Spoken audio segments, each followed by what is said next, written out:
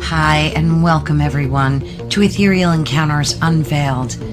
Today we are broadcasting live on the United Public Radio Network and the UFO Paranormal Radio Network, 105.3 on the Gulf Coast and 107.7 FM in beautiful New Orleans.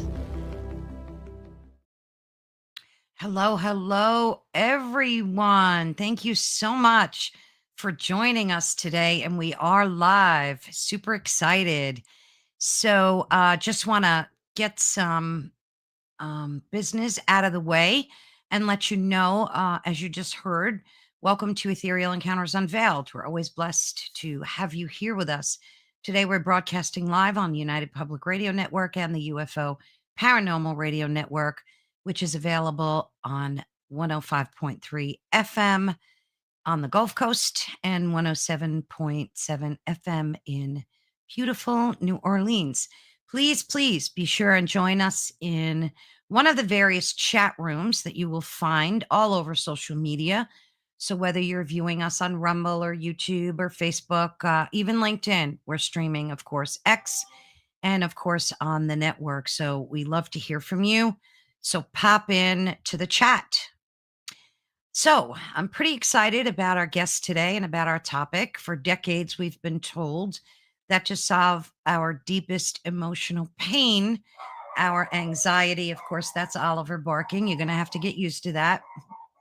So to solve our emotional pain, as well as our anxiety, our triggers, which we all seem to have them, as well as our trauma, whether it's childhood trauma, doesn't matter. They say we need to talk it out. So we sit in a chair, we unpack our stories, and we hope and pray that the weight lifts. But what if the healing isn't just in your head? What if it's trapped in our bodies too? Which I firmly believe. And that's why I'm super excited to bring this topic to you, because I think we're all suffering.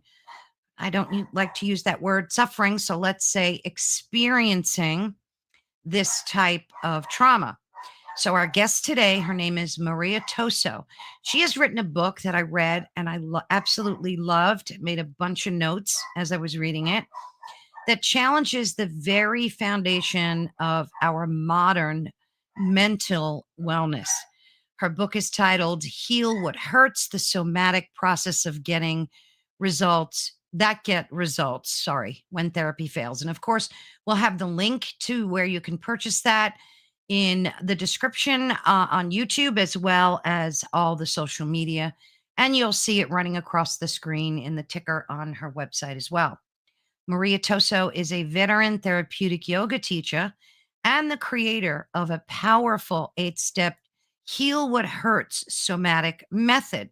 She's here today to explain why those old, painful, emotional knots, Lord knows we all carry them, they're not just abstract concepts, but real physical blockages, and how a simple body-based practice can finally free us from this trauma response that years of talking couldn't touch. So let's welcome Maria on board.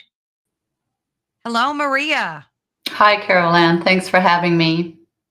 It's a pleasure. My pleasure. Thank you. So you'll see me say hello to some folks as they pop in. So you can just ignore me as I wave to them. Like now we have Allison. Always a joy seeing you. And Carrie, always a joy hearing from you. You have some of the most awesome commentary. We love hearing from you. So grab your friends. Come on in. We have a great topic today. So tell us, Maria, you're obviously a yoga pro. You've been a master, I guess. You've been involved in that for decades, right? Mm-hmm. So, yeah, I was going to ask you how you got started. Give us some of your background. I'll step away and you can kind of talk about yourself for a minute or two. Right. So I was born and raised in Copenhagen, Denmark. And when I was 17 years old, I became an exchange student in the States. And during that time, when I was out of the country, my father died. So I came back to a completely changed situation.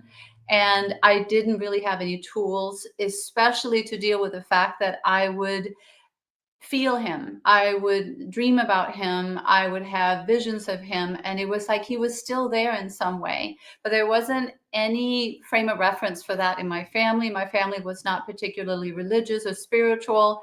So, just around a year after that, I was introduced to Tibetan Buddhism in Germany, where I was visiting a friend. And for the first time, I learned to meditate.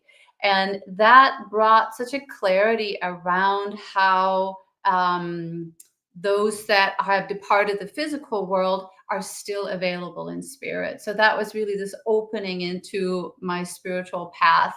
Now, as part of that, when I came back to Copenhagen, I started meditating more regularly. So I would go to the lectures. And one of the teachers, quite early on, I think at this time I'm maybe 19 years old, he explained to me that every human being is eternal, infinite light embodied in a physical body. And that we experience the world depending on what we carry in our mind. And now mind is a little different from how we think of it maybe in the West, as the mind are all the thoughts. They think of it more as the heart mind, the mind body, which is the whole mind expressed in the physical body and then projected out and becoming what we experience. So in other words, if we have old hurts and wounds and experiences that are unresolved, something that made us contract at some point and never got released again, then that sits like a speck that light has to shine through. And not only does it sit there like a knot, it actually attracts that very same type of experience. And that can be hard to recognize at first, that an experience I had at a very young age, at 4 or 5 years old, of being hospitalized and feeling abandoned and all alone in the world, that was repeated when I moved to the United States from Europe, all alone in the world. And then my then husband would leave town for weeks at a time. And all of a sudden, I would act like a 5-year-old who had been abandoned in a hospital. And it felt completely Oh, wow. in some ways. Um, and I didn't know yet. I wasn't really putting it together in my 20s quite yet, that I was recreating a trauma. So it would be quite a few years beyond that I started seeing, wow, that feeling of being abandoned, being all alone, and not being safe and not feeling like I belong, that's on repeat. If the circumstances out there are right, then that program, that pattern, that samskara, that knot kicks up.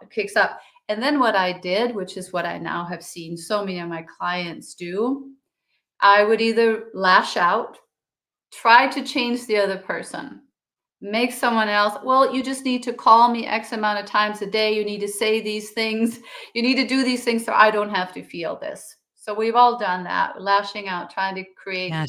an environment that we feel better in, or numb out. We all do that too, right? Alcohol, sugar, weed, porn, scrolling. Scrolling is big now. Yeah. And then the third out that I talk about in the book is checking out. And that's where we kind of cut ourselves off from feeling our own feelings. So we get very heady and rational, but we don't own what's actually happening emotionally in the body. And to say it in a very short, condensed way, the process of the book is to observe all those out, slowly quit doing that, and coming in instead, being fully lovingly present with the energy that can feel very physical and also become very physical, that has contracted somewhere in the body. And that could be in the Mm. heart, in the throat, in the belly, in the solar plexus, in the stomach. And learning that when that signal fires up inside, that would normally kick in the outs, I gotta go. I'm gonna sit. I need to go inside myself and be with that place within myself. What happens if I don't do that? I'm going to play out a story. Well, my ex-husband, and we're actually good friends now, so he won't mind me saying this, but he's just being a jerk. He's not calling me. I moved all the way from in another part of the world, and clearly he's being a bad husband. And like you said in the introduction, I could go to a therapist and potentially have a therapist or a girlfriend agree with me that this marriage isn't really working out because he's not meeting my needs. But Yeah. then I circumvent the process of figuring out, well, where's that story coming from?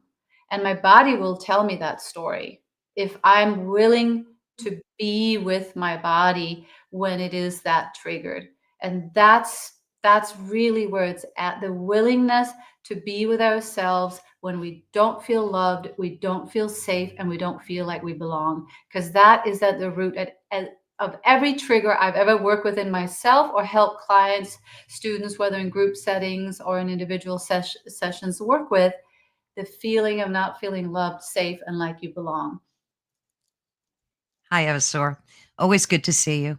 So you said a lot there, and I want to unpack some of that. Mhm, So, how do we know? Because I think a lot of us think that we've healed from traumas, mhm, and we really haven't. mhm, I mean, even if we tell ourselves that, yeah, I'm pretty much at peace with, whatever it was, how mhm. do we know? Like, is there a thing we could do to test that theory?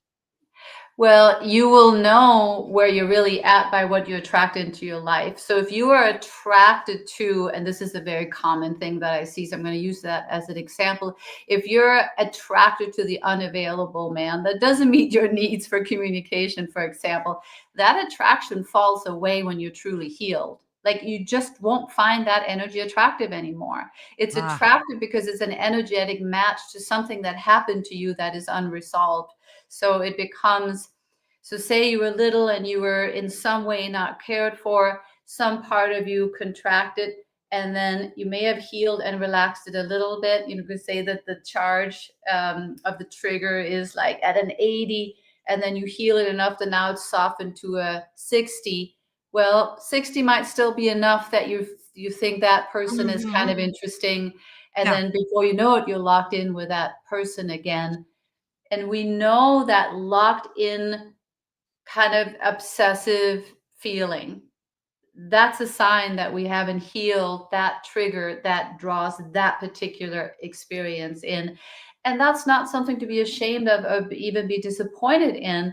See that as an opportunity to, wow, I get to love that part of myself yet again.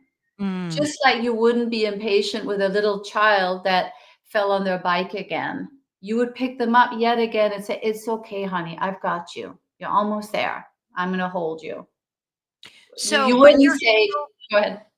no, so when you're healed, then you stop attracting the things that hurt you essentially, right? Yes. Or cause triggers, right? Yes. That's really how I experience it and notice it and speak about it, is that whatever was the early programming, the experiences that were embedded in the energy field of the body, they're on repeat until those frozen places have melted in an environment of enough loving presence. And that's the beauty of this work, because the only way to heal, what we want when we lash out or numb out or check out, what we Mm, always would rather have is love. It's a gosh, that's substitute so for true. love. So Yeah. when we learn to love, and what is love? Mm. It's a word that we use a lot. You could say, "Well, I love myself so much, I'm gonna eat some ice cream." No, love is deep presence. When someone loves us, they show it to us by saying, "I'm gonna give you my undivided attention, my Oh, presence yes. right here, you, me. I see you. I want to know you. I want to hear you. I even want to feel what you're feeling." So that is the willingness toward ourselves to say, "I am here. I love you. I've got you. Tell me about it. What's going on? Where is Mm. it?" But the tell me about it is not so much. I mean, we got to touch a little bit on what's happening when we process something, but for the most part, it really isn't about what is the story. It's, where do you feel it in the body? And toward the end of the book, I think one of the last chapters is called A New Paradigm for Friendship, where say, you call me about the jerk that didn't text you, and instead of me jumping in and commiserating with you and agreeing with you that he's so terrible, instead I'll say, "Carol Ann, where do you feel that in your body?" Mm. "Oh, I feel a knot in my stomach." Oh, I can almost feel that as I sit here with you. I'm just going to be with you as we feel that. Are you willing to just be with that feeling? So it's just the body. And Mm. then we can stir up, like, now I want to tell you something else he did. Where did you feel that in your body? Oh, it's like really hurting my heart. And then the magic kind of starts when, after we've gotten more willing to be with the body, we're able to stay with the contraction enough that the pattern starts to reveal itself. And Mm. this is what I'm experiencing in private sessions. And when I continuously do this work with myself, is, wow, what does this remind you of? What's really hidden here? What's contracted and locked in here? I remember when I was 9. I remember something my Wow. mom said, and that comes up, and that whatever happened at 9, 5, 2, 7, in these Yeah. really young years, it's almost eerie how, how we can replicate that experience 50, 60 years later. Oh, yeah. Absolutely, yeah. Mhm. It's so interesting. Eversor made a comment that I wanted you to touch upon. Mm, you stop crying when you think about it. So, uh, just a quick personal note for me. Like, I experienced the death of my husband about 4 years ago. It'll be 4 years thank you, in November, and we were married for decades, decades, right? So, it took a very. I went to grief counseling, of course, and Mhm, I thought that too. That when you can get up one day and you're just not sobbing, mhm, that you're on your way to healing. mhm, I personally didn't find that to be true. mhm, I just I think I came to the realization that I have to move on with my life and mhm. crying isn't going to help me in any way. So I kind of made a conscious decision to stop crying. But do you think that's true? Do you think that when a person stops crying about a trauma that that means they're on their way to healing or healed? I can understand that comment, but I could also flip it on its head and say, you're healing when you finally do cry, Ah, because someone else might be so frozen and so caught off, maybe have numbed out a certain experience for yes. so long that what is needed is the release.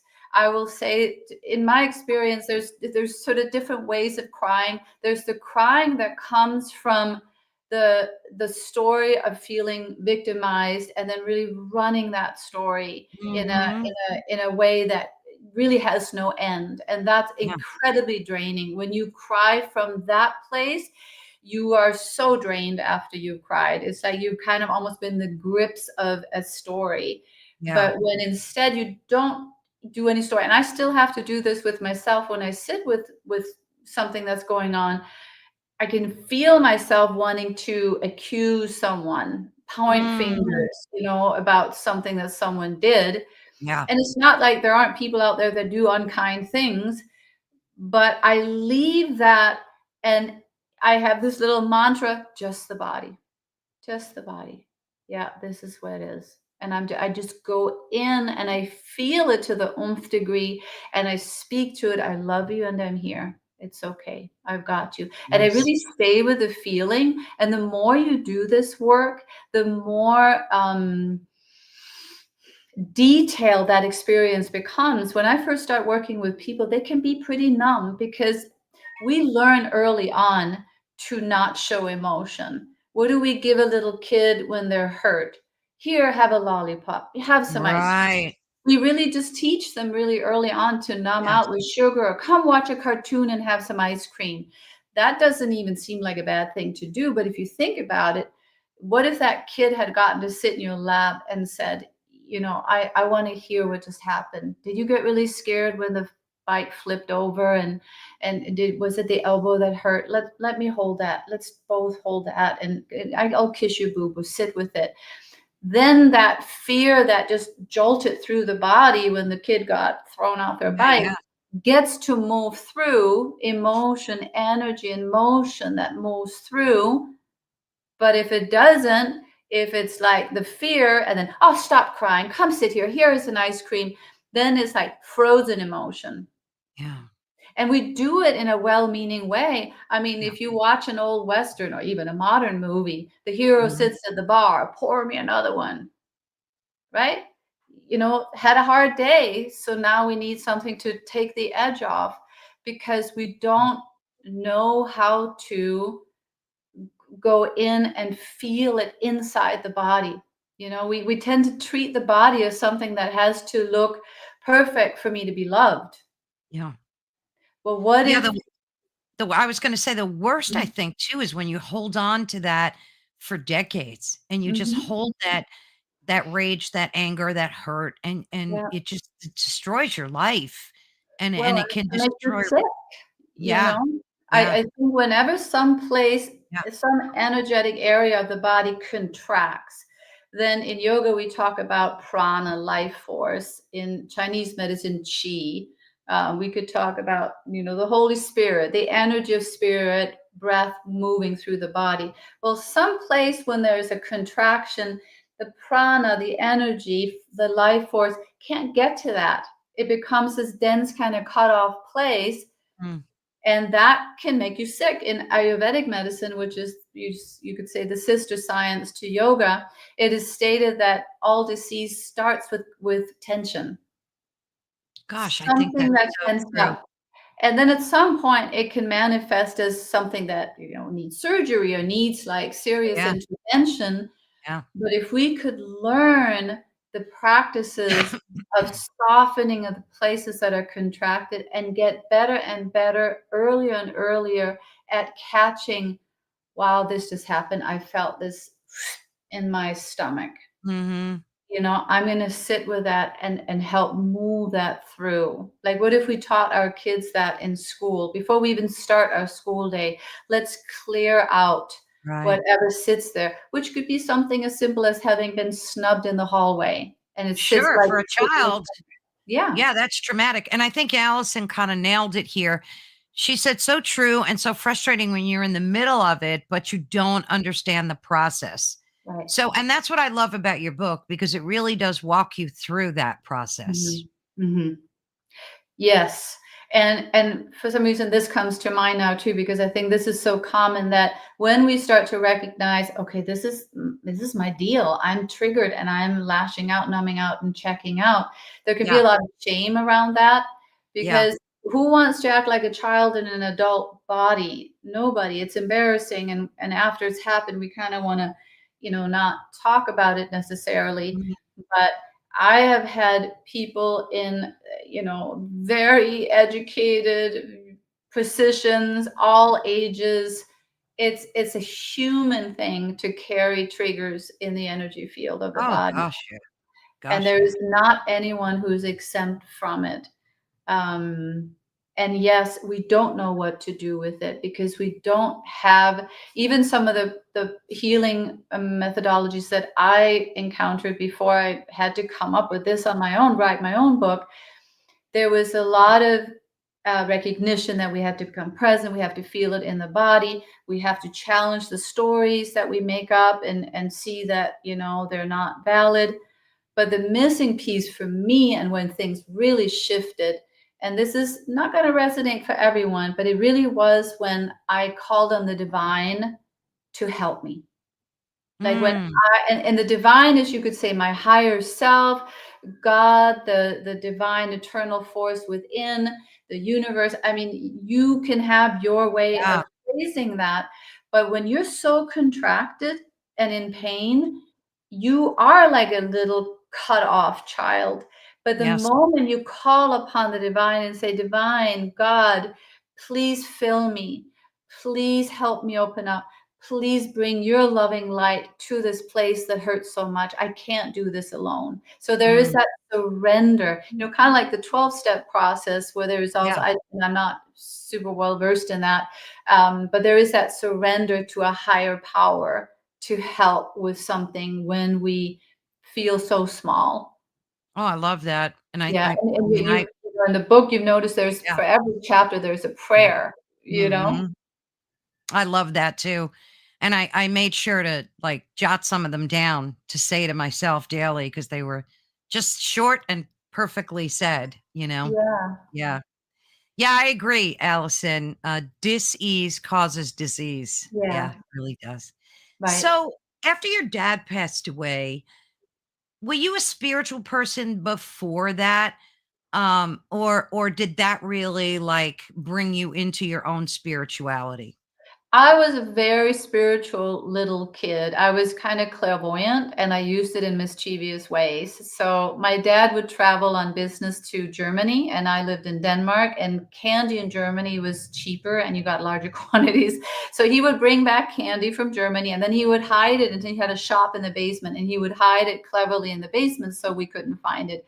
Only I would go down and stand when no one else was around. I would go down and stand in the center of his shop, and I would never look for it. I would just stand and become kind of loose in my body, is how I would say it. I Oh, become wow. loose in my body, and then suddenly my body would climb up and reach in, and it wasn't like I would search on the third and the fourth shelf. I would go straight to the fifth shelf, and I wouldn't reach to the right. Wow. I would reach to the left.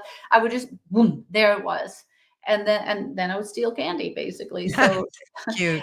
and I the same would happen also in school, where if I hadn't studied properly, and the way they would do it in Denmark, would they would kind of pounce on you and say, so when was Denmark at war with Germany before this First World War? And you had to know that year. And Mhm. I wouldn't. And then I would hear a song, a kid's song, Malrock died in the war in 1964, Malrock died. And then I would Yeah, just blurt out 1964. And I felt like I was cheating, because then I thought I was a good student who knew these numbers that we had yeah, to yeah. memorize. And I was horrible at memorizing things like that. But I would just have this other kind of help come in. And because there was no frame of reference for that, it always felt a little bit like I was just kind of, I don't know, cheating by using these methods. So that was with me up until I went to high school. The first couple of years of high school, I got into drinking alcohol and Oh, partying. That shut it all down. yeah, it would. And then when I got into Buddhism and started meditating, it was like being a child again. Suddenly I felt things, I knew things, I could hear and feel the guidance of spirit guides. And there was this feeling like, wow, I kind of got my old powers back. And I had never made the connection that they had left me because of alcohol. So I chose at a really young age, when it was not fashionable at all. Now there's a little more awareness around alcohol Mm, in my country, but back yeah. then you were really odd if you didn't drink in high school. Oh, Like wow. really odd. Like the teachers would serve us alcohol at parties. That's how What? common alcohol was. So I quit, and then it all kind of came back. The more I meditated, the more would come back. The less I meditated, the less it would come back. So yeah, and then that became my path, which was like very different. And I wouldn't say that I'm a Buddhist now. I'm just as much a Christian, because I've always loved Christ and Mother Mm, Mary in my life. So I kind of embrace all the loving goodness of yeah, the spiritual lineages that I kind of had around me. But the common to all of them is, be still and know that I am. Be present. Come mm, in, feel the body. One of the first practices I learned in the meditation center was a practice of imagining a illuminated Buddha above me, sending a nectar of light down through my body. mhm. And through that, I would have to feel every part of my body and imagine my whole body being illuminated.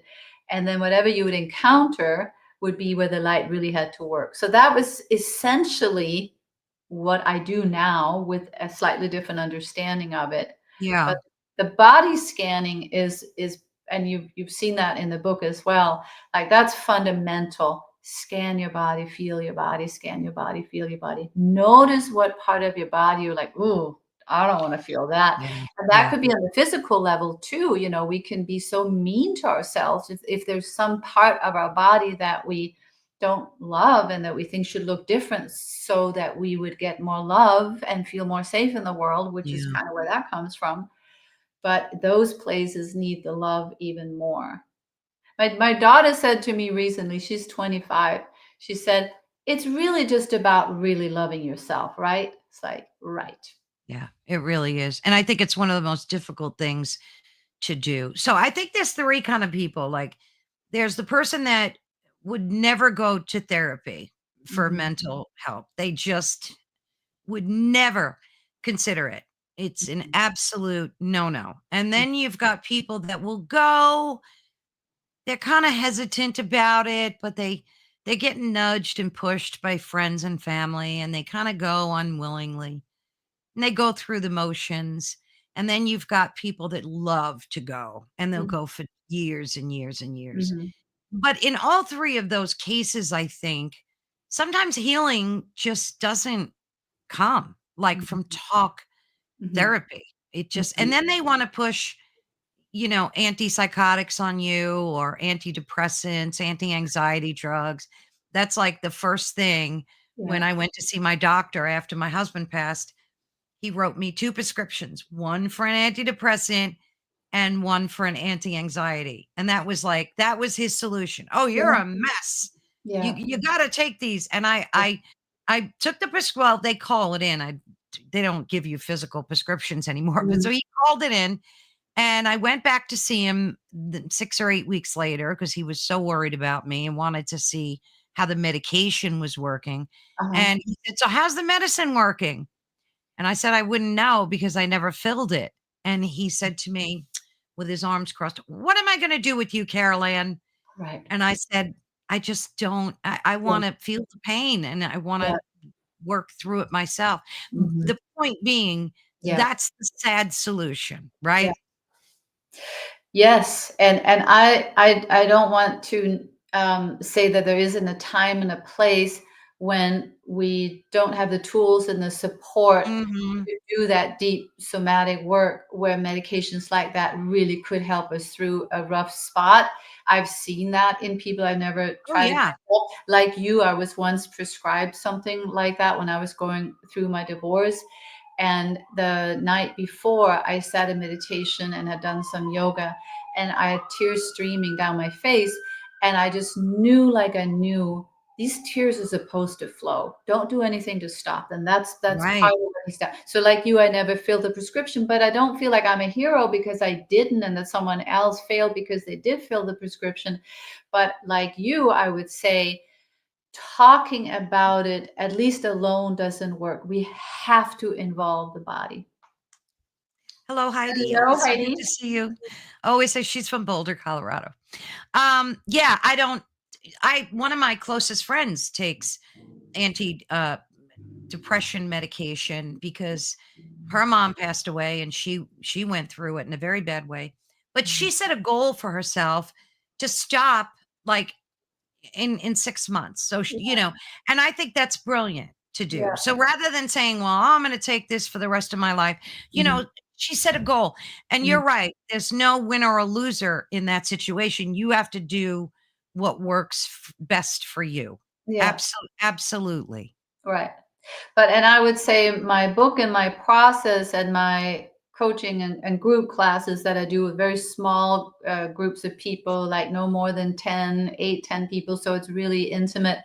Um, that is not necessarily the only thing you need to do, although I think it can be incredibly healing, but have it be a complementary practice to, potentially doing talk therapy or medications. Like I'm not a Mhm. doctor, so I'm not going to overstep Right. in any way, shape, or form, but I hear it again and again from my clients.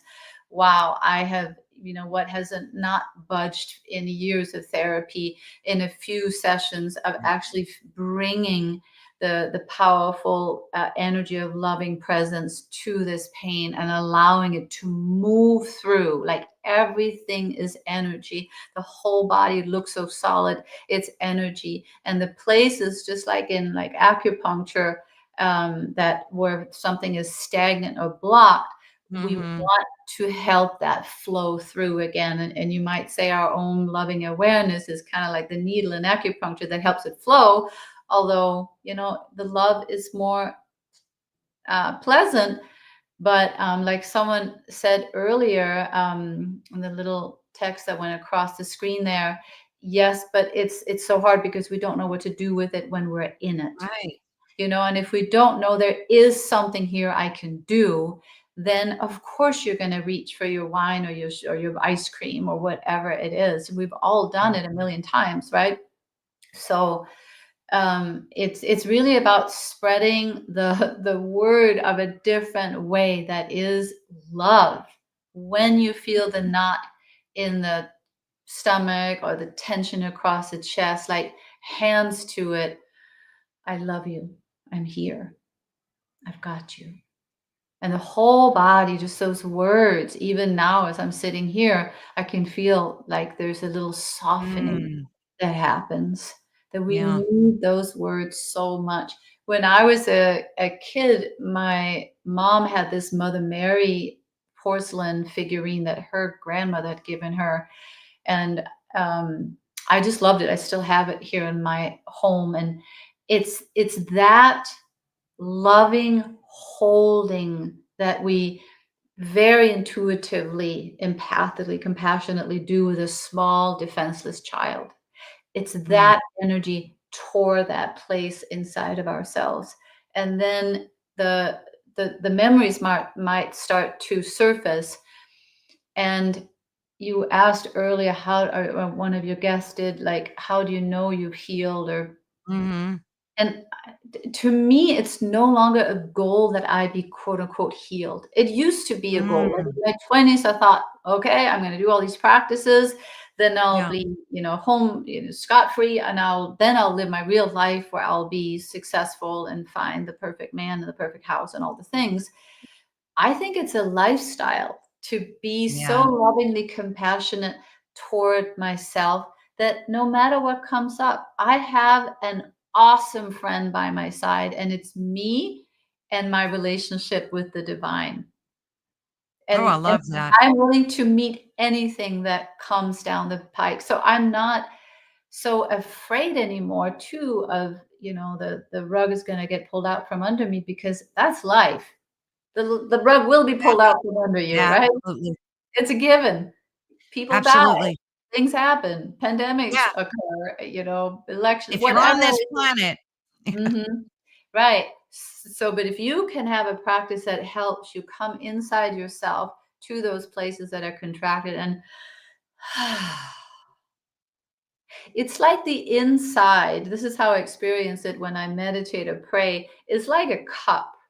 And it's a cup that can be filled with divine light, higher self. And the more of our higher self, divine light we have room for, the more calm and grounded we are. When we get anxious, it's really contraction. Oh, yeah. That's what it feels like, right? Very physically, it can be, I mean, you can feel like a heart Oh, attack, yeah, right?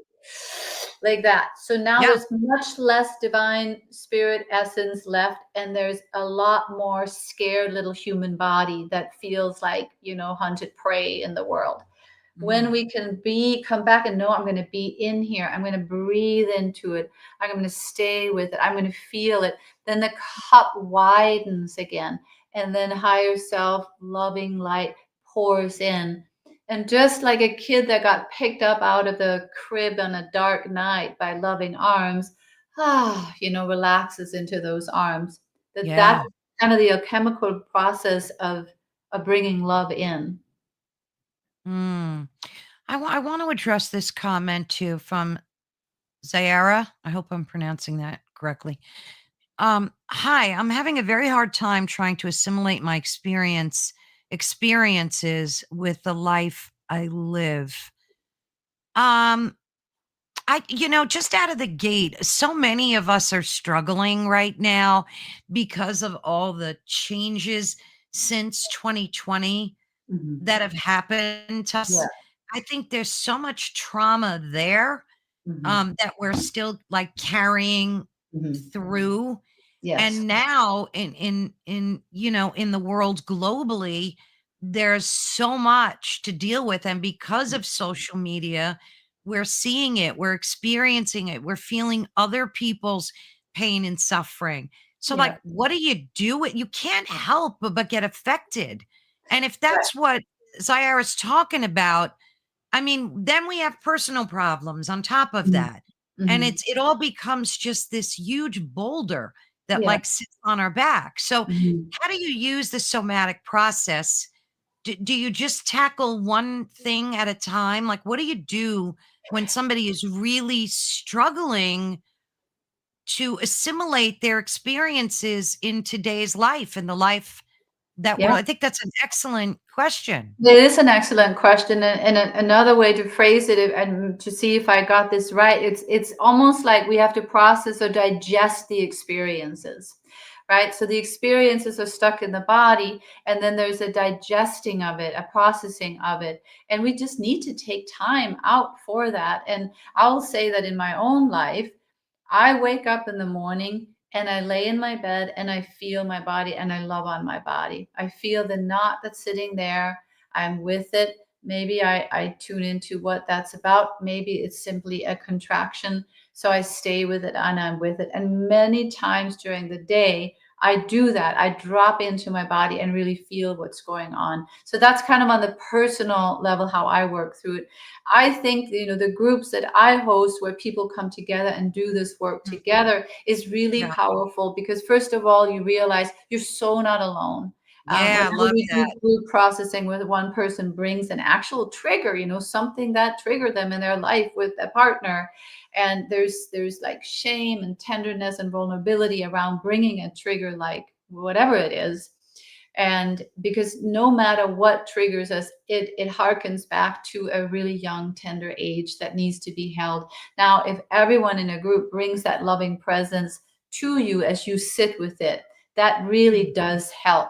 But you have to be in there yourself too. Like no one else can open your cup and allow the love in, but it can feel a little safer to do it with the group. The other thing that came to mind with that question was, we're recovering right now. I really think we are all sort of collectively needing more sleep, more mm, rest, less screen time, earlier to bed, get a book out instead of a screen. I think yes, it stresses our systems out to be on screen so much. And I don't know about you guys, but I feel like I can get away with hardly anything diet wise. Like I just need good home cooked food. Um, and that's a big piece of it too. I had to quit I agree. caffeine recently. It was like the caffeine was stressing my body out. I just had to give it a real break. And now have just teeny little amount. But again, it's that self-love. Like, how would you treat a traumatized child? So Yeah, say if you had decided to foster a really traumatized child and bring them in, yeah, what would you do? What kind of meals would you cook for them? When would bedtime be? What kind of loving evening prayer or conversation would you have? How would you nurture? Nurturing and nourishment, like that really feels like key words right now. I mean, I hear this from so many people. It's like, wow, I just want to go to bed at 6 p.m. yeah, with my book. yeah. And so it's a fine line between not completely isolating, um, Mhm. but there is more need for rest, restoration, rejuvenation right now, and gently finding and opening up again socially, and perhaps in a more meaningful way. I think what happened for a lot of people during COVID was also that the relationships that maybe weren't that healthy, Yeah, they fell apart. A lot of relationships, both romantic but also friendships, just kind of fell apart. yeah, But then what's there in this vacuum is like, right. well, now I have less friends and I don't have a partner or whatever it is. So I think there's also a call to be willing to feel and be alone. Like, what is it that makes it scary to be alone, for example? And What I is it? think you hit the nail on the head with that because, I think it was definitely good that those relationships, whatever they were, fell apart because they Mhm. weren't genuine to begin with, or they would have still been with you. But I Yeah. think a lot of people too, because of the way we're designed, we're social beings, and the internet is so counterintuitive to that. Yeah. And we all rely on our phones People don't even want phone calls anymore. Everything is Mhm. just text me, just text Yeah. me. Right. It's a sad state if you think Yeah. about it. So Right. the fact that you have a group of folks that you don't know at all, but you can trust, you have to kind of put your trust out there Mhm. and just sit with them Mhm. online, even, right? You can do this through Zoom. Yeah. You make this connection with them and share and kind of like love each other, even though you don't know that person, you could Yeah. still, right, Right. send loving vibes and healing vibes. Yeah. How many people do you have in your Zoom? Is there a limit? Is there a wait Yeah. list? Like, what is that No, like? there's a limit. I just started another group up yesterday, and I haven't planned the one that comes after that, but stay tuned. And then I have another group coming up in January. So I have them kind of on an ongoing basis. I keep them small because I don't like to take more than 10 people. I have two running right now, one with 10 and one with 8. And that's kind of the maximum for when we want to be vulnerable. If you get much above that, we're going to kind of Too hang back. much? Yeah. You're less likely to feel that bonding. I Yeah. spend a lot of time both in these groups, but I also teach yoga teacher training programs here in Minneapolis at Minneapolis College. I spend a lot of time creating what I called this field of presence. Like you and I have a field of presence right now, and your Yes. listeners are coming into that field of presence and bringing their presence to it. And something creative and wise starts to bubble up in that Yes. field. Absolutely. Yeah. And that's what I think we can do with each other through Zoom. And it's like, yeah, we don't love sitting here and looking at a screen, but there's something energetic happening that's Oh, way no, there beyond the is. screen. Yes. There's a Abso-freaking-lutely there connection is. there. Mhm. Absolutely. And, Sarah made a statement here that I think is very profound. It's a two-part. She says, "I've seen beyond the veil. It's complicated and difficult for me to articulate. We are not alone. There are more than just us. I've seen them." And I would agree with that, and I think that's important for folks that feel alone to Mhm. remember that we're not alone. Well, and So could even be if you think, okay, maybe there's a spiritual reason for the aloneness, and it is to rediscover the divine spirits, yes, angels, helpers on the other side. And I would completely agree. I have that same experience, and it is in my darkest alone times that suddenly that kind of breaks through. And I think there are many ways to connect with our helpers and guides and angels, whatever mhm, name you want to give to, you could say, non-embodied beings that really do love us.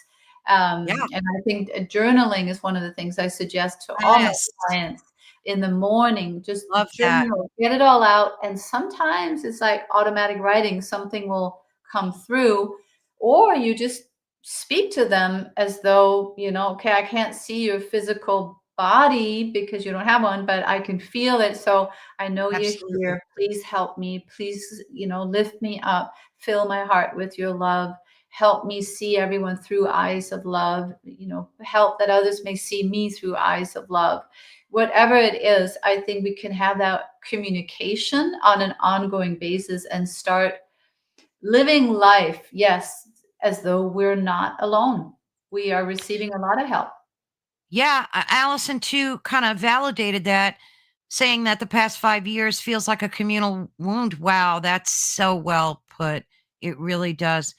That got aggravated till we clean it out. I have parted with Mhm. a lot of people during that time for the better of me and them, and that's Yeah, so true. That's yeah. so true. Yeah, Yeah, and it's a little sad as well, right? I mean, even if it was for the higher good, and you can totally see why it would be like forcing things to try and still hang out with that group or these people or that part of your family, whatever it might be. yeah, But ultimately, it's like now we really have to curate in a really intentional way. Where do I give my presence, and right. who gets to have my presence? Right. And that's where I think the hardest thing for me right now, because I'm sort of stripped myself of so many of the typical numbing agents, but I feel like I pick up my phone too much. So that's Ah, the one I'm working on right now. It's like turning off my Wi-Fi Yeah. shutting down my phone, like all the way down and all the way down. And then there's like a little space where it's like loneliness or agitation or restlessness or something that sets in. And then it's like I move through that. And then all of a sudden, it's like it's me and my art materials and my journals and my cooking. And, it's like, wow, I'm back in the 90s or something. Right, right.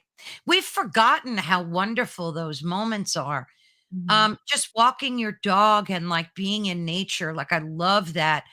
I do it several times a day, just touching trees and kinda just looking Mhm. up at the birds and, being a part of nature is so Mhm. very healing, and I know there's a lot of folks, Heidi's one of them that absolutely believes the same and does the same, and I think all of that is very healing. Be crafty, do some crafts, Yeah. paint, get in touch with your creativity. But I wanted to ask you, you said in your book that emotional triggers are trapped, like energy in our body, Mhm. right? Mhm. And these frozen knots of energy or emotional triggers are linked to the concept of karma. So that like piqued my interest Yep.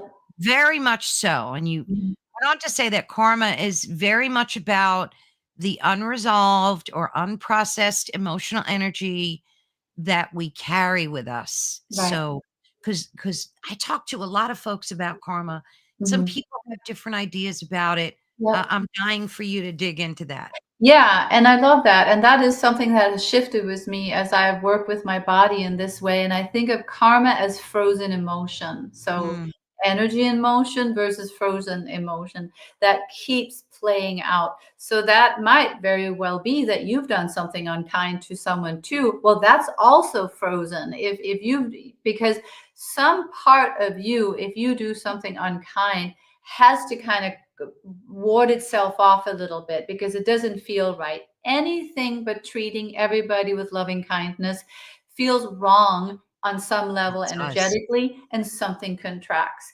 And then whatever that contracted is, that is contained in there, that will attract like. So like attract like. So for example, if we think of someone who has been in an abusive relationship and then they go out and find another abusive relationship, well, it's not karma in the sense like they deserved it, but it's Right. karma in the sense that there's a compulsive repetition. So that's kind of how I think of it, as a compulsive repetition and something that we need to find the origin of. Where is that pattern kind of hidden in the body? Which is why when we're triggered, something is uncomfortable out there that doesn't feel good. That's like Pandora's box is open, Yeah. and we Yeah. can now go in and clean it up. And if we just do all the outs and kind of forget about it, it's going to repeat itself, 6 months later, a year later. Like, I really have not seen anybody stop those repetitive patterns without going to the root of the pattern. And the root of the pattern lies in the energy field of the body. So, Yeah. whatever is out there that's triggering you that is uncomfortable, you don't even have to put a judgment on, did I cause this? Because, of course, we cause things. Whenever we've been triggered and lashed out, numbed out or whatever, we've caused pain. There's no doubt about it. Absolutely. So we're all Absolutely. kind of culprits in that sense in how we've wounded each other. But the cure in my mind remains the same. I am triggered. I want to check out, numb out, lash out. I Yeah. won't, because I have enough witnessing in myself to see that that's what I want to do. I'm going to sit with the energy field of my body. It's sitting in my stomach. I'm going to be with it. Okay, here's what it's really about. And I give examples of that in the book of Mhm. what it's really about. And it's so often about something that is way older if we can tap into what is contained in here. And Mm. when we can bring our loving awareness to that frozen place and it starts to loosen up. First of all, we have less the story that we're fired up, which is something where us being the victim of someone else. All Yeah. of a sudden, there's room for another perspective. We're not cramming the other perspective down our own throat, like, okay, rationally, I know this is crazy. I really should be thinking this. That's not going to stick. But when it comes from the inside, because something is softened and open, then the Mhm. real loving compassion pours in, and all of a sudden there is room to see the humanity in the other. Not because I have to, because this is the spiritual exercise I'm doing, but because Yeah. I truly see the light of love in the other person, and I see their pain. And that's also where real forgiveness can come from. Yeah, I was gonna ask you how important it is to forgive others for our healing. How does that work? And do So we really forgive them? Like how do you think that yeah, works? that's a whole chapter in the book, and it's an exercise that I do also with my groups, where we acknowledge that we have had an old injury of sorts that then has played out, and we have cleverly Yeah. drawn in just the type of villains that were like the stand-in for the original villain. And Mm, there could be a number of them that have, in a sense, we've had this similar dynamic with that villain, and that villain that was really put in place when I was 5, 6, 7, 8 years old with a mhm, parent. And now I keep having it out in a similar way with these people. Now I'm tied in energetically with each of these people, and my resentment toward them and the story I carry around them, it is blocking my life energy. oh, So yeah, I would say on the energetic level, the forgiveness is a releasing of that.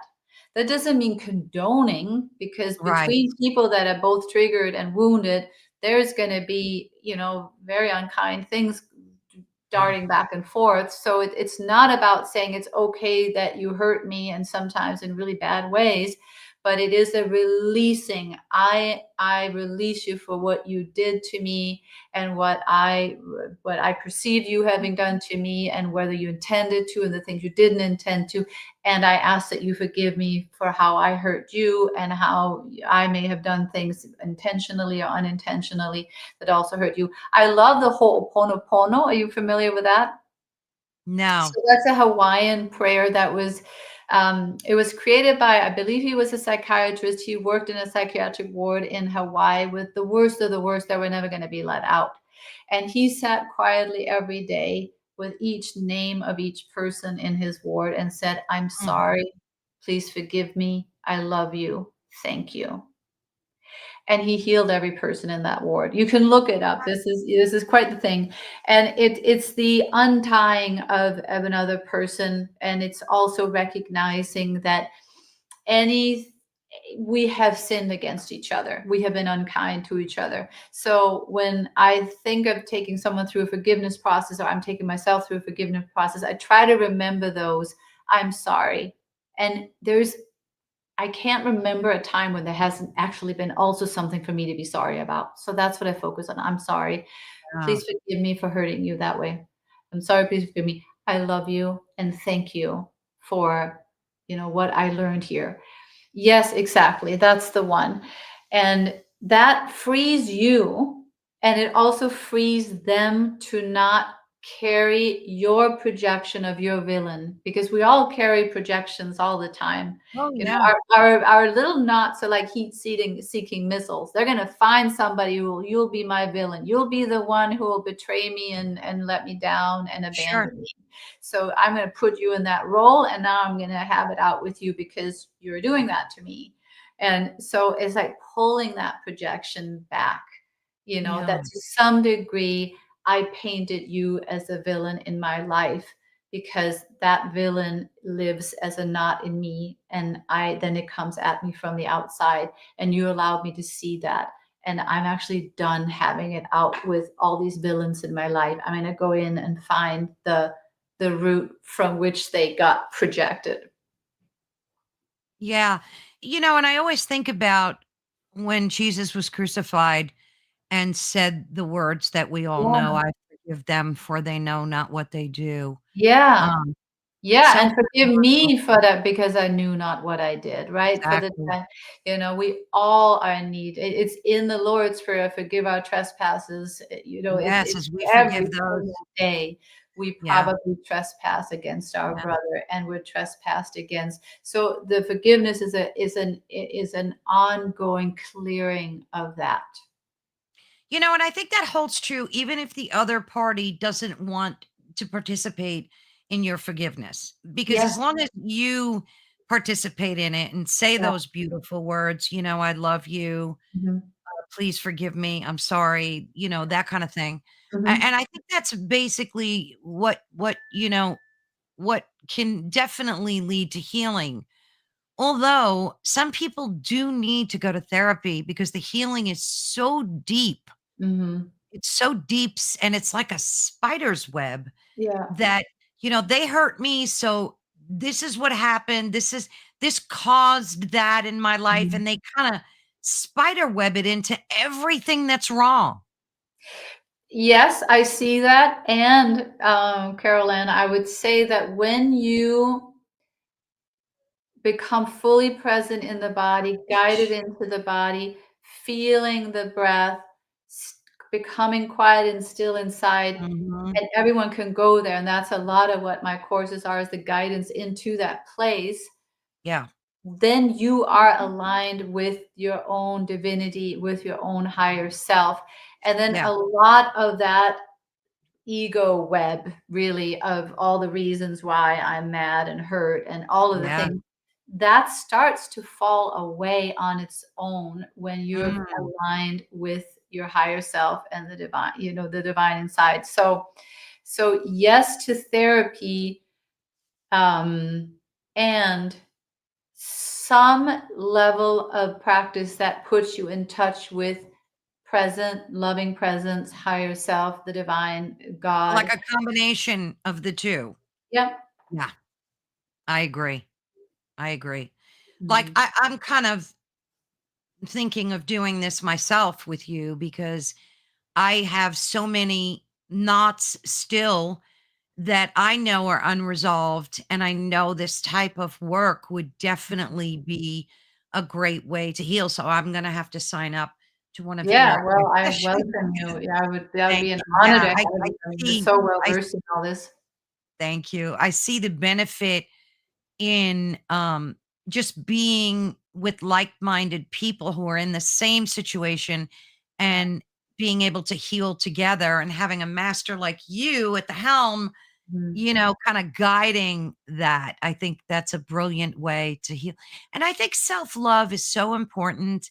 Mhm. I've written so many articles on self-love, and I think that we forget how to love ourselves. We think we do love ourselves, but think about it. You look in the mirror and you go, I'm fat, my nose is crooked, I don't like the color of my hair. So Mhm. you're always critical Yeah. of yourself physically, Yeah. right?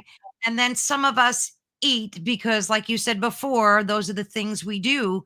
We Mhm. drink, we eat, we do what. So, like that is part and parcel to realizing that you're really not loving yourself if you're doing all Yeah. of these things, right? Right. I saw a meme in the last couple of days somewhere, that said, uh, "Show me how much your partner loves you, and it will tell me how much you love yourself." Like there's something Mm, about we cannot attract. Like I work with a lot of women that really want to attract, the big supportive, I'm yeah, there, stable, I've got you love, but is not embodying that. And it really starts with being there for yourself that way, because that becomes your cup. The yes, cup that you have, like somewhere in the Bible, it says to those who much are given, more will be given, or something like that. And that can seem really yeah, unfair, but I think it's literally the size of the cup, the yeah, inner I space. agree. When we contract in fear, we push spirit breath out, breath and Yes. spirit being synonymous. And when we open up that cup, it overflows. My Gosh, cup that's so overflows. beautifully said. You talk about breath work a lot too in your Mm. book, and Yeah. give us exercises to do, which I love, and I plan on doing them. And I try different ones. And there were some in there that really piqued my interest. How important is that in the healing process and the letting go process? Yeah, so I mean we've dropped so far from from grace in a certain sense that we really believe that we are cut off from spirit most of the time. I mean, some of us walk with some awareness that, I'm a spirit being, there's spirit guides around me. But for the most part, it's like, here's Maria, this is who I am. So, but in the book, I invite you to consider that you are the breath. And in my native tongue in Denmark, the word for breath and the word for spirit are the same. Oh, So when we wow. say I breathe in, we say I spirit in. And when we say I breathe out, I spirit out. Spirit in, spirit out. So Wow. by that same token, when we contract in fear, we push spirit out. We Mm, literally have a greater ratio of scared animal energy and a lesser ratio of divine connected oneness in a certain mm, sense. So the breath work, the various types of breath exercises I teach, is all about reminding us of what we already know on a deep level, because we are the spirit that embodies this body. So you might say, I am the divine in Maria. I'm here to heal Maria. I'm here to heal this Maria character mm, who believes that she's not fully lovable. There are places in her that don't yet know love. They're too contracted. And I'm here to love those places back into wholeness. Right? So that's me from the perspective of being a spirit here with Maria. I am also Maria, the body that feels cut off from God and that receives spirit, receives breath, and can say, I open myself up to the breath. So you mm, might say, I could say from the perspective of my body, I release and let go of all fear based contractions. And I open myself to the love of God. And then the breath, the God, the divine can say, I am here. mm, I love you.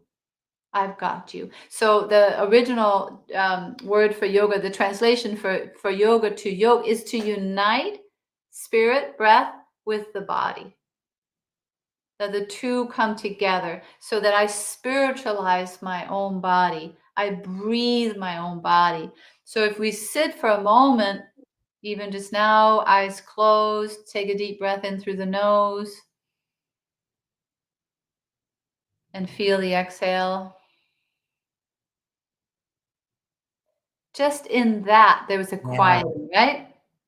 The other um, uh, way that we define yoga in the yoga world is yoga chitta ritti nirodha, and it means that yoga is the cessation of the fluctuation of the mind, so that who we really are, is the essence that is there before the thought comes in and after the thought leaves. But Mm, we're so trained in the Descartes was a French philosopher who said, I think, therefore I am. And that's yeah. really kind of that European model of education, that I am an academic I am my thinking thoughts. intellectual Yeah. person. Right. So we forget that no, that is what we operate through inside the matrix, but it's not who we are. It's not what we are. So we're really here through the breath, feeling the breath, remembering that we are the breath moving through this body, and that the breath can guide me. Like when I told you about being a little kid and I knew how to make myself loosen my body, and then I would know just where to go. And it's like, well, what if I were loose all the time and could just be guided by my spirit to where to Mm, go? yeah. And when Oh, I I love am, that. life is really fun, be like the Yeah. little children, right? Yeah. Because they don't think so much. They're like, I'm going to go over behind, in this part of the sandbox, and I'm going to build this. And, there's just this more spontaneous. And we get a little rigid when we think we have to like sort it all out in the left brain intellect, or Google it, or AI it. Like, where's the inspiration in that? Yeah. And all the most magical things that ever happened in our lives is always from that inspired place. Oh, yeah. The rest Definitely. is the filler. It is a filler. Mhm. It's funny, I think that quote would have been so much better if he had said, "I breathe, therefore I am." Because Yes. if you think about it, when your children are born, I have Mhm. 2 wonderful ones, the first thing you see is that breath Yeah. of life, and You then the wait for that. you Yeah. wait for that. I mean, Mhm. unfortunately, some doctors still spank, which I think is traumatic, but Yeah. and then when we pass this earth, our breath leaving our body, there's such a Yeah. connectedness, right, Yeah. between the 2 events. Yes. Absolutely, 100%. And then in between that first breath, giving Yeah. life and animating this body, and then the last exhale, and then the body, dust to dust decays. In between that, we forget. We start to identify so strongly with being the body. So what if we could keep that more alive, that sense that there is something greater moving through us and moving with Yeah. us and loving us and guiding us, and that we could loosen up some of that fear Yeah, that, I mean, every horrendous absolutely. act that's happening in the world is not being guided from the loving heart, right? It's being guided from a fearful, contracted vessel. Absolutely. Another thing you touched upon in your book that really resonated with me is words and the language that we talk to ourselves, to others. Mm. And you said, like, watch, if I get this correctly, you said, watch for the use of always and never. And, Yes, that really hit home I love because that. I often hear a lot of very grounded spiritual people say, those 2 words should Yeah, never come out of your mouth because nothing is always yeah. or never, Yeah. right? Tell us about Well, that. yes, I mean, it's an instant, sign, and it's okay to come out of your mouth as long as you can say to yourself, "Oops, I'm triggered." Because, Yes. that what we really want to learn to do is catch that we're triggered. Start to recognize, "Okay, I just either said or thought always and never. I'm triggered."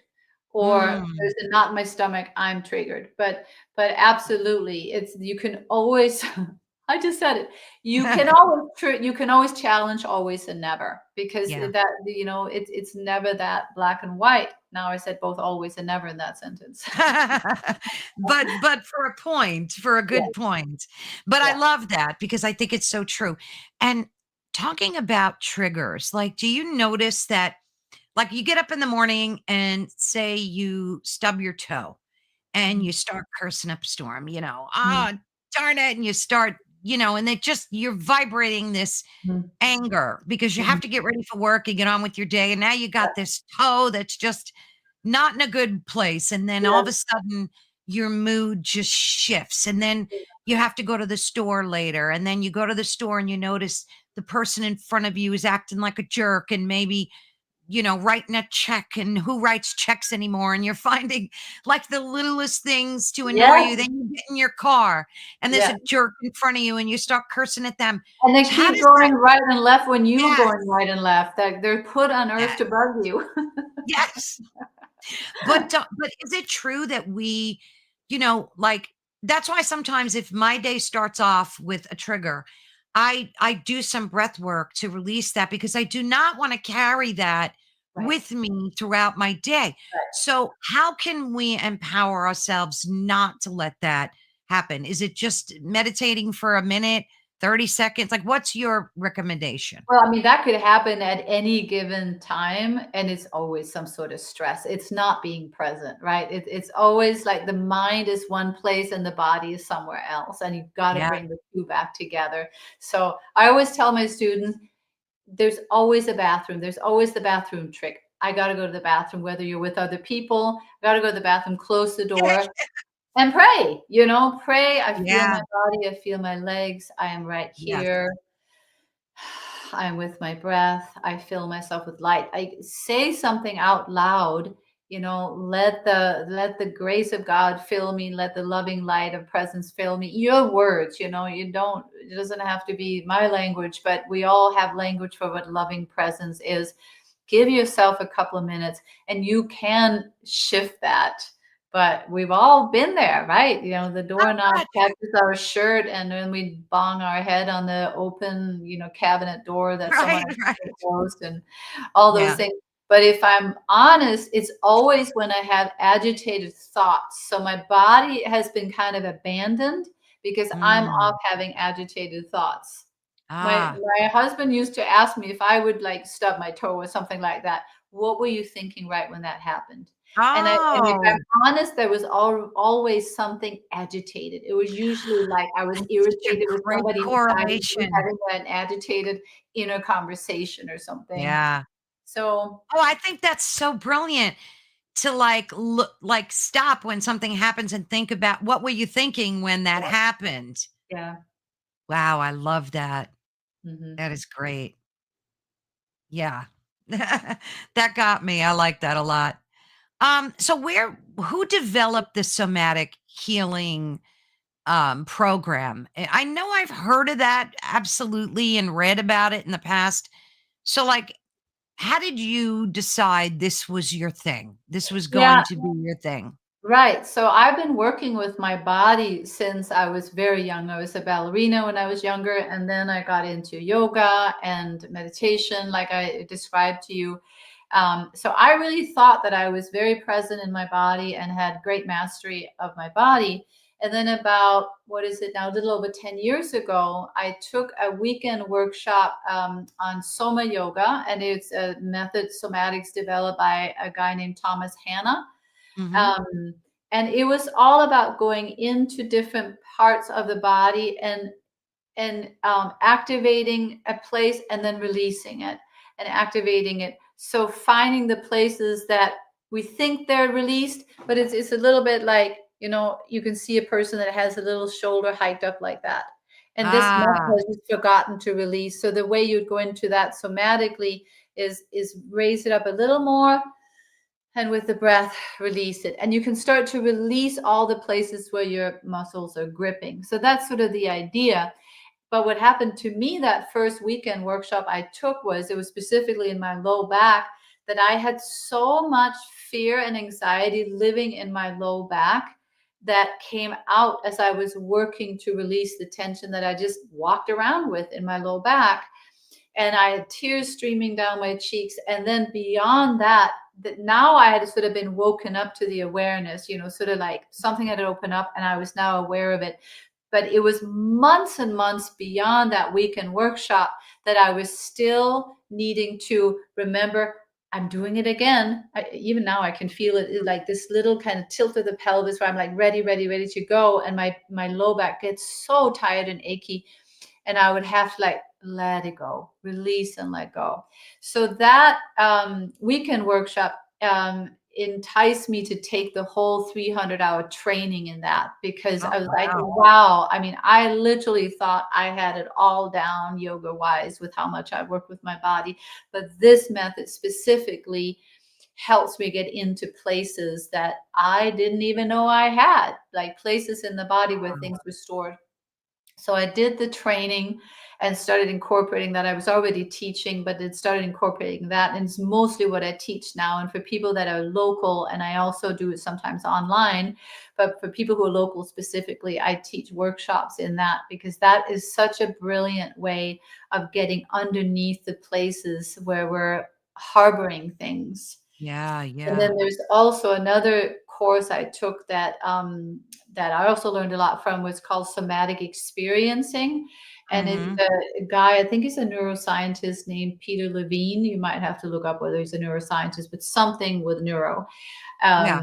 And he talks about also how things are stored in the body, trauma and experiences. And he did beautiful work with veterans that would come back from Iraq and have all kinds of trauma, and was able to release it through the body. So those are Mm. two things that taught me a lot, where I had to add to that, to from myself to really get underneath it, Oh, was the divine piece, the prayer piece. And that's maybe already absolutely. who I am. So, but that is when I felt like, when I was meeting the most scary, contracted uh, pain in my body, um, I wanted just to, climb the walls or run out of the room. Like, it was too much.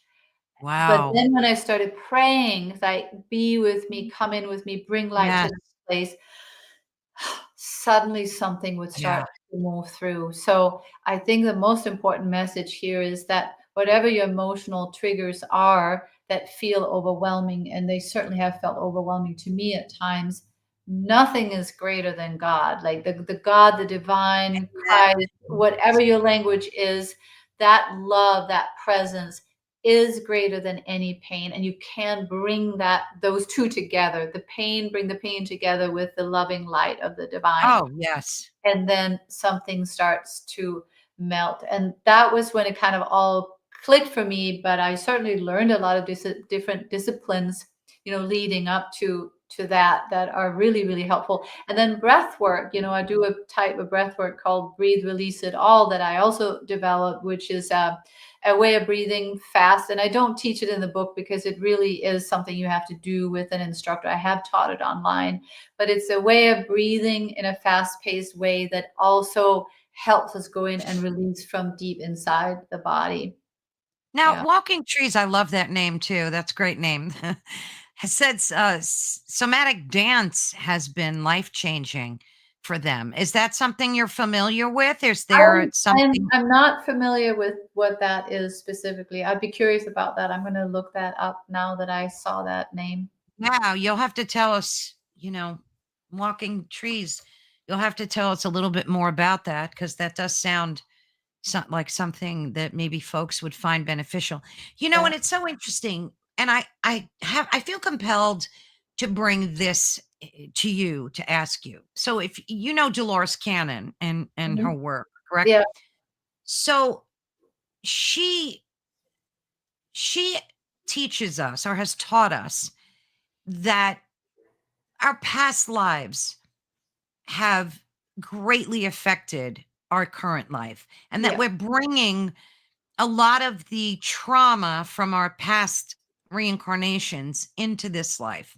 Right. Is that something you consider, believe in, or is that something that's just like too woo woo for you? Like, where do No, you? I absolutely am. I'm certain that's the case.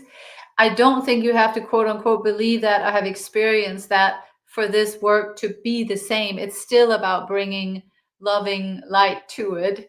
But if a little kid comes in and almost immediately starts having some pretty traumatic experiences, it's probably brought from former lives into this life. I agree with that. And I think there's sort of the spiritual aspect of former lives, and then there's also the lineage, the generational stuff that very Yeah. likely when you become that person who's like, I am going to meet everything that's in my body, all the patterns, all Mhm. the traumas, you are likely also impacting your lineage, because the things that my mom was not able to get to or work on inside herself, it's going to be Mm. in me. And the more I Absolutely. can work on myself and clear myself, the less my kids will have to work on, and my grandkids. So, um, my mom and her mom before her and her mom before her, and not just on the female side of the family, but I probably I have more tools at my disposal than she did. So the tools at her Yes, disposal was gin and tonic, and that was that's true. the things that we have access to now. It's amazing. I mean, there's like deeply esoteric teachings Oh, yeah. from all over the world at our fingertips. So anyone can find a spiritual practice that helps them with this work. And That that is really so wasn't true. true even a generation ago. So, Walking Tree says it's intuitive movement for healing. That sounds Mm. really nice. It kind of reminds me of like Tai Chi, but those are not really, those are designated kind of like karate movements. But I kind of see it on that same, um, what is this? Be the bliss they never thought possible. Yeah. Yeah, that's so Well, and true. I would definitely say, I mean, I dance a lot. I was a dancer when I was younger, and absolutely, whether it's dance or tai chi or somatic dance, Yeah. movement is so important, Oh because gosh, as yeah. you loosen the stuff and it starts to open up and you stay with a knot and it starts to clear, there can be kind of an intuitive urge to move. But also just walking or running or Yes, swimming or whatever, I think that movement is essential in releasing these things from the body. absolutely. Yeah. And we're spiritual beings. And I think we're and I hear this statement a lot that we're spiritual beings living just in an earthly body, but our experience Mhm. is a spiritual one. Right. Um, and while it can be confusing for a lot of folks that are looking for healing, that it's an overload of programs, an overload of information, like they don't know which program to choose to help fix them. But I think that the beauty of speaking to folks like yourself and reading books like yours is that it enables you to pick and choose and find what works for you, right? Yes. Well, absolutely. You have to resonate with the person who's, delivering the method. Um, and I again, back to prayer and intuition. I think when we really pray for healing, we will be shown a path, a way, Yes. run into a teacher, run into a book. I can remember when I was in my early 20s and I walked into a bookstore and found, I think it's Robert Sanford, my inner partner, secret inner partner, or something like that. And there was also this early understanding of how we project parts of ourselves out onto a partner, and then we get to kind of dance with them, and Yeah, vice yeah. versa. They do the same thing. And it was just that book practically dropped into my lap. And so you talked about it earlier, the sense of help and spirit guides that are always trying to lift us up and help us. That even though everything can feel heavy and contracted and anxious, we don't actually have to take that many steps in the right direction or clear ourselves that much to have a big boost from below, Yes. if you will. Like the wind is with us. I really think that the divine light, our higher selves, are very much with us and really trying to work with us. And I don't know why this is coming to me to say right now, but I Hmm. know in my own life, getting a lot of sleep really is Yeah, important right now. And that was one of the reasons I had to quit caffeine, because it was messing with my sleep. And that sure. deep sleep and getting enough of it, I think we're being worked on by spirit beings that are really trying to heal us and reestablish the connection. Because I think a lot of people feel a little cut off right now Oh, from yeah. higher self, from the divine, from God, and to keep establishing that connection, um, and doing things that bring us into that state of mind. And that could be different. Mhm. For one person, it's a walk in the woods. For someone else, it's baking something from scratch, or it's baking, or drawing, or painting, or it can be so many different things. But what makes you feel present? I have a group where we sit quietly together and mend things. So I have a little basket where I put, Oh, like, if I have a hole in a sweater or a tear in my pants or something, instead of throwing it out, every so often when that basket is getting full, we get together, we light candles, and we make tea, and we sit and mend. And oh, I love that. yes, it's a way of becoming present, and I think the phones, when we watch things, that's the opposite of being present. Now I'm in that person's world. Now I'm in that person's world. Now I'm in that person's head. Now I'm in that person's actions. Now I'm in that person's opinions. And it becomes a numbing way to not feel ourselves, but it's almost the opposite of being present. So we at least we have to counter it with some real sense of being present in ourselves, with ourselves. Cleaning makes you present. It could It's, be, it's as much as yeah. we hate it, it really is. It's like aerobic exercise too, which is terrific. Like after I Mhm. clean, I get some workout, it's Mhm. good. Right. But I want to also bring to your attention, how do you deal with, let's face it, there are negative entities. Mhm. We live in darkness and we live in light. Yeah. And it's just that way. Yeah. There's darkness and light, and that's just the world that we live Yeah. in. How do you personally deal with any negative forces that you might, because not everybody is a good soul. Mhm. There's a lot of people out there, unfortunately, that are not good characters. They're not good players, and Yeah. they're out to hurt people. And Mhm. you have to protect yourself as a Mhm. human living Mhm. in this body, right? Mhm. What do you recommend we do to protect ourselves? Is it a combination of everything we talked about, breathing, meditation, all of the above? What do you do? Well, I pray a lot and I stay as present and grounded as I can. Gardening, absolutely. Being outside, Heidi, I love that. But I think the more you practice things that enhance your intuition, like avoid alcohol, if you ask me, like avoid things that cloud you, because Yeah. what's going to really protect you is your radar, your instincts, your Yeah, yeah. intuition. Your spidey senses. Yes, exactly. And that sense of, yeah, I'm going to keep driving, or I'm not going to walk here, or I think Yes. we have that capacity, and the more we keep that open, that is certainly going to protect us. I believe strongly in prayer. Sometimes I'll wake Yes. up. My daughter went to school in Europe for 7 years, and she was sort of out of my reach from the age of 17, and I would sometimes be gripped with, oh my God, what's happening? And what if she's out late at night? And I would Exactly. pray, God, please protect her. May the light be around her. Yes. May she Put a be light bright. around her. Yes. Yes. And I would say things like that out loud. And then I would leave it, that it's my little earth scared self doesn't Yes. have that much power. Absolutely. So I give the power where the Absolutely. power is to take care of things, and then I can sleep, because on that earth body level, I'm not all that powerful. I ask I to go love to this sleep too. before I sleep. I I love like that. that. That's such a good idea too, Heidi. Thank you. And then Mish said a very profound statement, and I think this is so true. We need to know the bad to know what's bad. And that Yeah. is so true. We need to Mhm. be aware. And like you said, I mean, every now and then I like a glass of wine. I'm not going to lie if I'm out to dinner, but Mhm. I just make sure I have one glass of wine. Right. Like that's good for me. I'm Yeah. good. Right. It puts me just in a relaxed place and I can enjoy it with my meal. And I feel like we can't be perfect. We're going Right. to eat ice cream. We're Mhm. going to eat potato chips. But as Mhm. long as we keep it in moderation, Yeah. that's the key. What do you think? Well, so with the addictions that we do talk about when we go through the course, what is our numbing agent?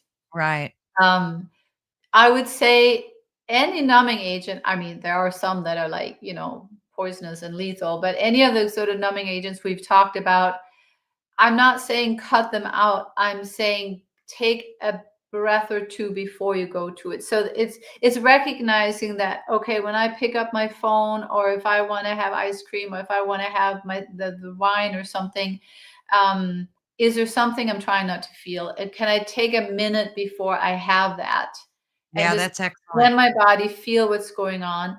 And maybe sometimes it's just, I'm at a birthday party and I just want to party, and it's joyful and it's a celebration. That's a different motivation than Gotcha. if, I'm really sad, I'm alone, and I'm just going to eat a pint of ice cream. And I say, well, eat the pint of ice cream, but give your body 5 minutes to talk to you first. I was at a meditation retreat in England in August, and they were serving moderation. Yeah, that's a good one. They were serving like little pastries in between. There was meditation session after meditation session all day long for 7 days, and then they were serving like coffee, tea, and little pastries in between. And I didn't have much because I just wanted to eat at the meals. But during one of the breaks, I ate a pastry, and I had worked on something, like something had come up that I'd been sitting with, deep pain from very young age. And then I went out and I was like gobbled a pastry, and then I went back inside. Okay, I'm going to go back and work Ah, with that energy. Well, it was gone. I couldn't access it. I was like, wow, that's all the sugar it took for me to get cut off from what I was working on. I couldn't find it. wow. So it's just to say too, there's nothing wrong with a pastry in and of itself, but if it's like shutting up a small voice Yeah. that wants to be heard, then it is a problem. Yeah. And that's And a I very I different. love I love how you said to ask yourself, why am I eating this ice cream right now? Yeah. And look at your motivation behind Mm, that.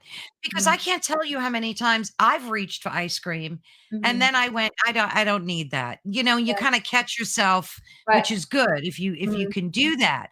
But I yeah. love that asking yourself, why Yeah. am I doing this right now? Right, What's and not my shaming motivation? yourself, because we tend to think that all the Right. numbing agents and all the devices, it's either matter of shame or, "F that, I'm just gonna have it." It becomes this tug of war instead of, "Okay, I know that that's one of my go-tos. I'm still gonna have it, I love it, I'm gonna watch a movie and eat ice cream, and I can't Yeah. wait, it's gonna be so cozy.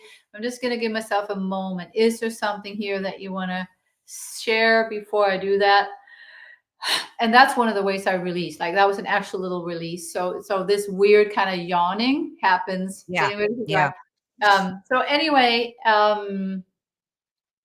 yes, there is a you can get rigid where you suddenly can't have anything, and I don't think it's about becoming ascetic. I Yeah. think I it's about agree. becoming mindfully, lovingly aware of, are you trying to tell me something? Yeah. Is there something that you want to share with me? Mm. And having that attitude toward yourself all the time.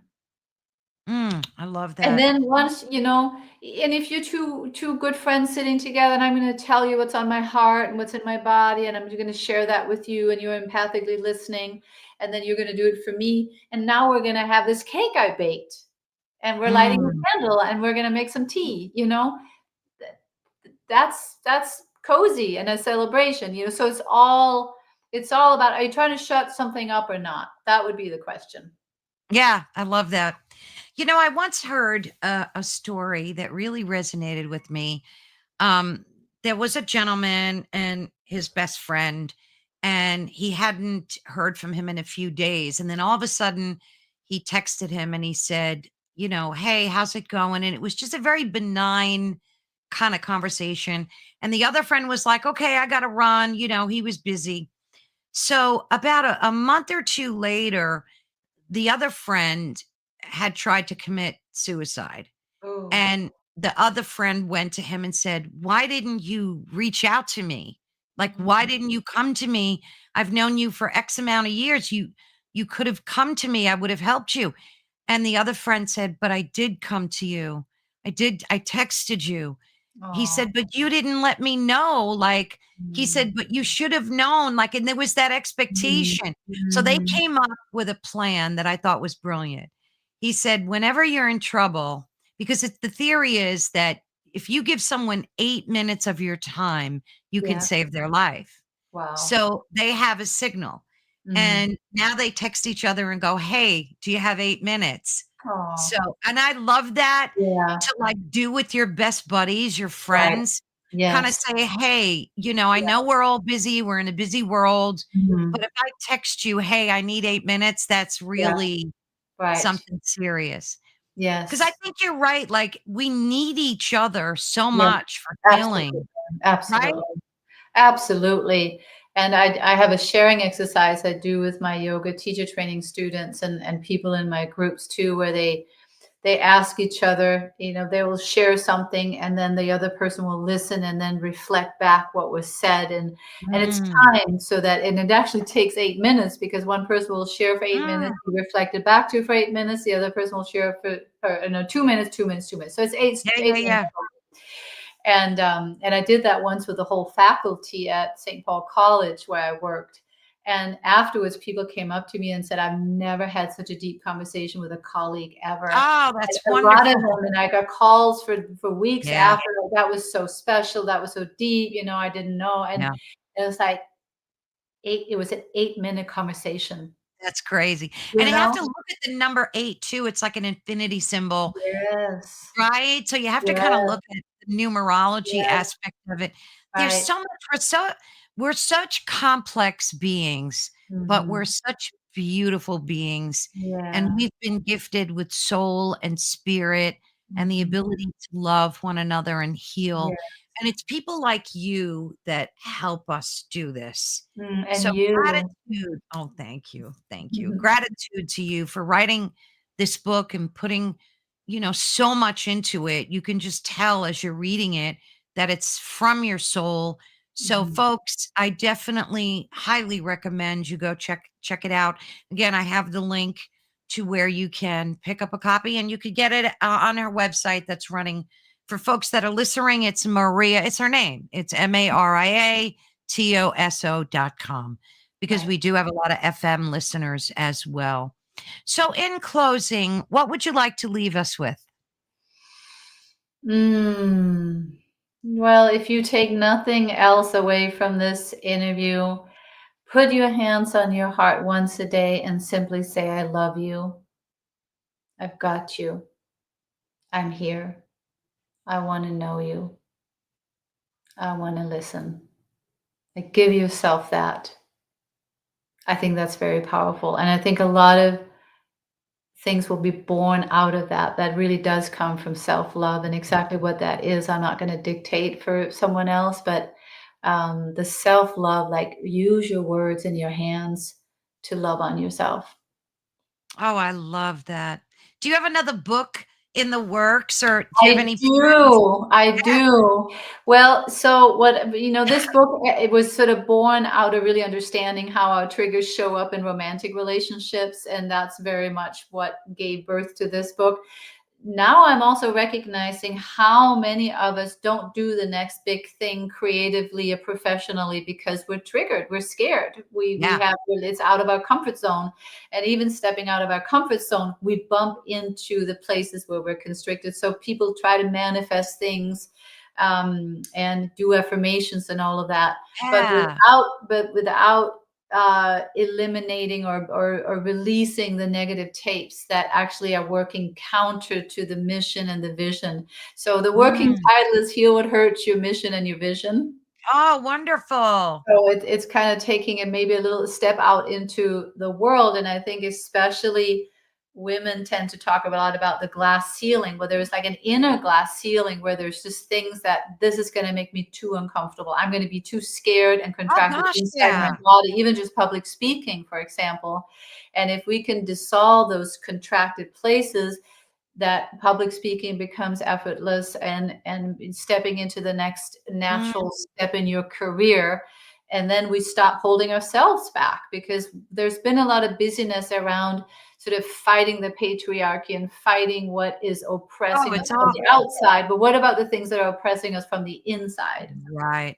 Look at how we have to deal with imposter syndrome. Like, I remember first Yes. learning and that Yeah. I found that to be shocking, but we Yeah. all do it. We Yes. all do it, whether we realize it or not. I would love to have you back for another discussion. I hope you would come back Oh, I would and love to. This has been so oh, nice, awesome, Caroline. You're awesome. awesome. You ask all the Oh, best questions. thank I hope you, to thank meet you you. at some point. Yeah, and you be my I would guest in love one of that. my groups. So, the door Oh, I is would love open. that. Yes, come as my I guest. would love that. We will be in touch, Maria, for sure. I will Thank be you. emailing you. God bless and thank you. You truly are a gift to humanity, and I'm not just saying that for saying it, but I feel that right through the screen. Your work is so vital to help us heal. And as I said earlier, we're all going through it, and it's people like you that really are helping us heal. Thank you so much. And you get the word out there, which is a huge piece of it. Thank you. Thank I you, will Caroline. speak to you Yeah. soon, dear. Yeah, bye. Bye. And thank you so much, I can't stand when the screen is that big. It's like, who wants to see their face that big? Self-love, right? Anyway, thanks to everybody in the chat. I love you guys. I know some folks are in there and they don't really leave comments. That's perfectly fine.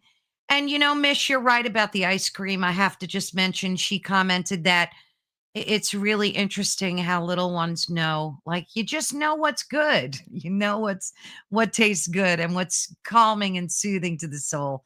But thank you all so much for tuning in. I'm always full of gratitude. Start my day with it and I end my day with it. And you guys are absolutely a part of that. My gratitude to Maria. I'm so blessed to be able to do this and meet people like her and experience the God given wonder that's inside of people like Maria that help us heal and share the love. It's just an absolutely beautiful thing. So, again, you've been listening to Ethereal Encounters Unveiled. And we are live on United Public Radio Network and the UFO Paranormal Radio Network, 105.3 on the Gulf Coast, 107.7 FM in New Orleans.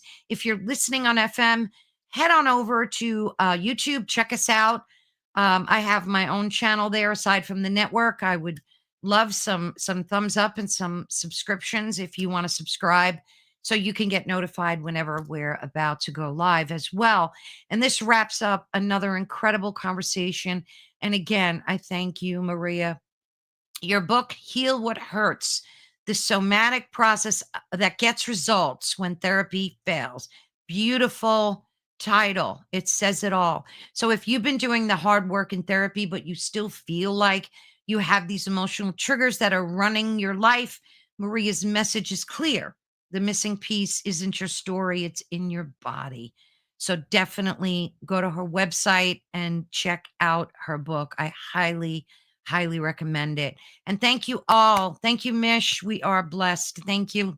Love you guys. Love you all dearly. And I will see you tomorrow before you split. Let me just tell you, I have a show tomorrow. I am taking on 3 shows a week right now. Why? Because I have so many amazing guests that I just want to fit into the network. And tomorrow we're going to be discussing daughters and how they're honoring their mothers from the other side.